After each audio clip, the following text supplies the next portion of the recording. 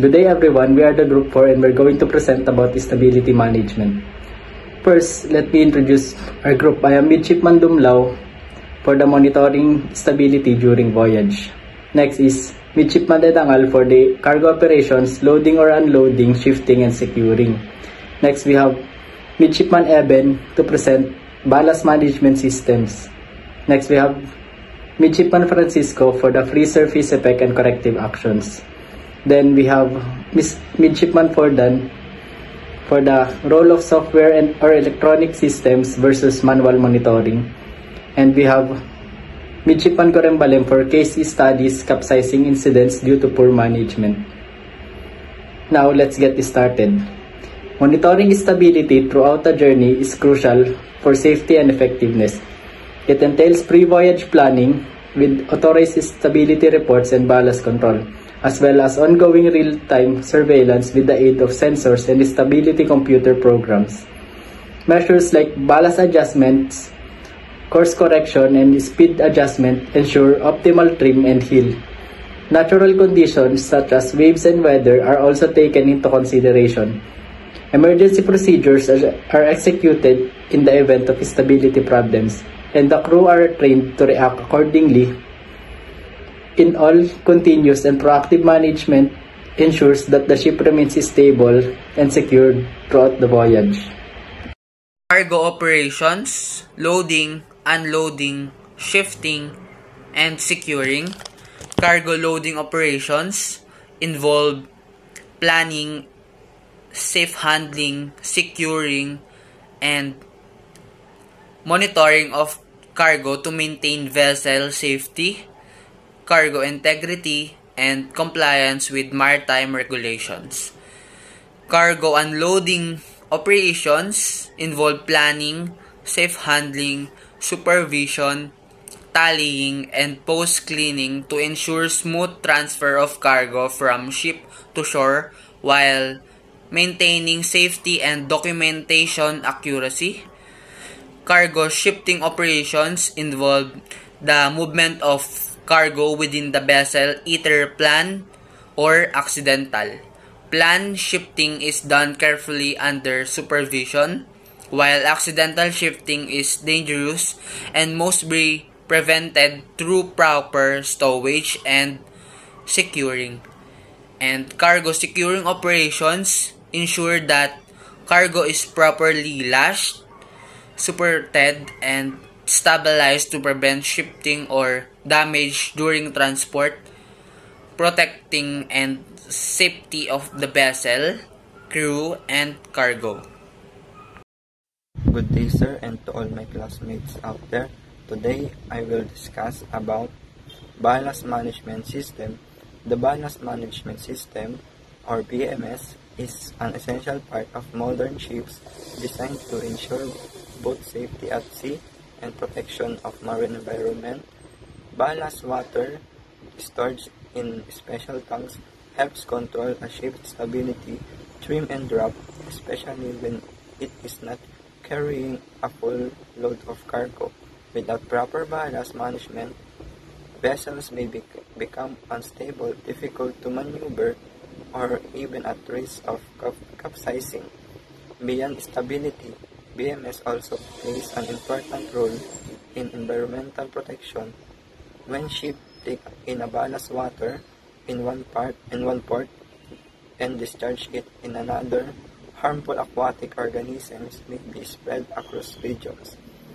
To prevent this, international regulations require ballast water to be treated using methods such as filtration, ultraviolet treatment, or chemical disinfection before discharge.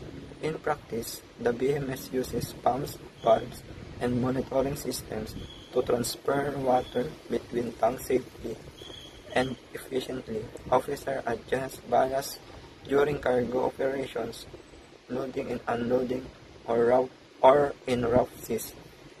To keep ship balance, in short, ballast management systems are vital for maintaining ship safety, protecting marine ecosystems, and ensuring compliance with international maritime standards.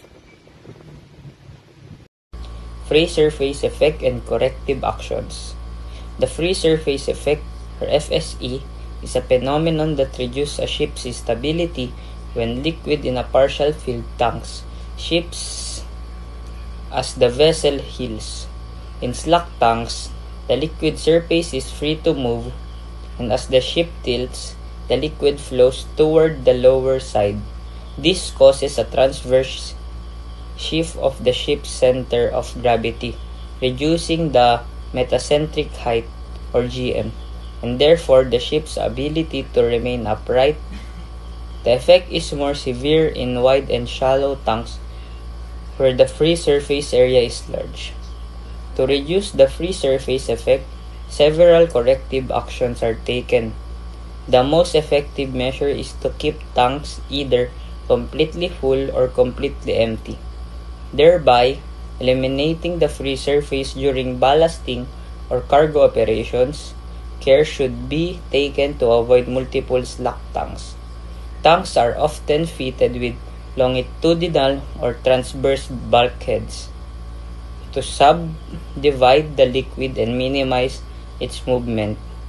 Proper ballast and cargo management, along with stability calculation using stability booklet or software, further ensure that the ship operates safely despite the presence of free surface.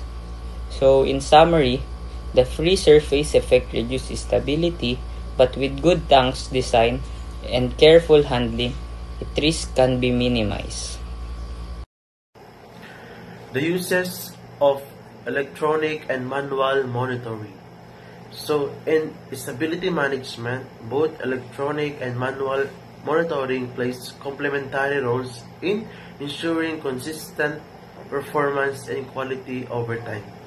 Electronic monitoring utilizes automated systems such as sensors, data loggers, and software platforms to continuously track environmental conditions like temperature, humidity, and pressure, providing real-time alerts and detailed records that support predictive maintenance and regulatory compliance. Meanwhile, manual monitoring involves human oversight through visual inspection, physical sampling, and documentation reviews, allowing for nuanced judgment and adherence to standard operating procedures.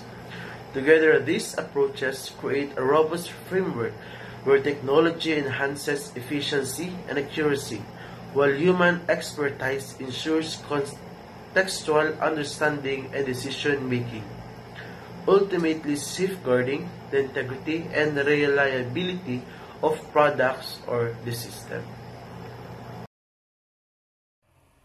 The MB Herald of Free Enterprise, 1987. The MB Herald of Free Enterprise was a roll-on roll-off Ro-Ro ferry that capsized on March 6, 1987, just outside the harbor of Zeebrugge, Belgium. The disaster, which resulted in the death of 193 people, was caused by a fatal oversight. The bow doors were left open as the ship departed. As the vessel gained speed, water flooded the car deck, causing a rapid loss of stability and leading to the ferry capsize within minutes. The MB Sewol 2014. The MB Sewol was a South Korean ferry that sank on April 16, 2014, while en route to Jeju Island. The tragedy claimed 304 lives, most of whom were high school students. The primary causes of the sinking were overloading cargo and improper balance management. The ferry was carrying more than twice its illegal cargo limit, and the ballast water was reduced to create more space for the excess cargo. This combination made the ship unstable, and when it made a sharp turn, it lost stability and capsized. The lesson from these tragedies. These two maritime disasters highlight a crucial lesson.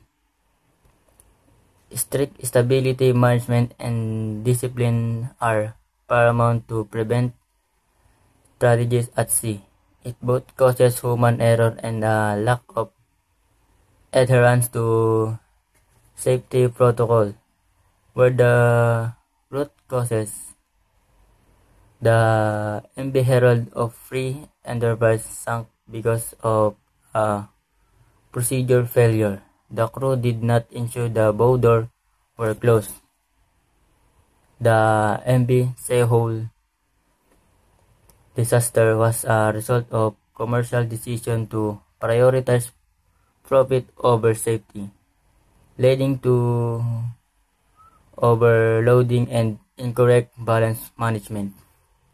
This incident served as a somber reminder that even with modern technology, a culture of vigilance and strict discipline is following safety regulation is essential for maritime safety. Thank you. And that's all.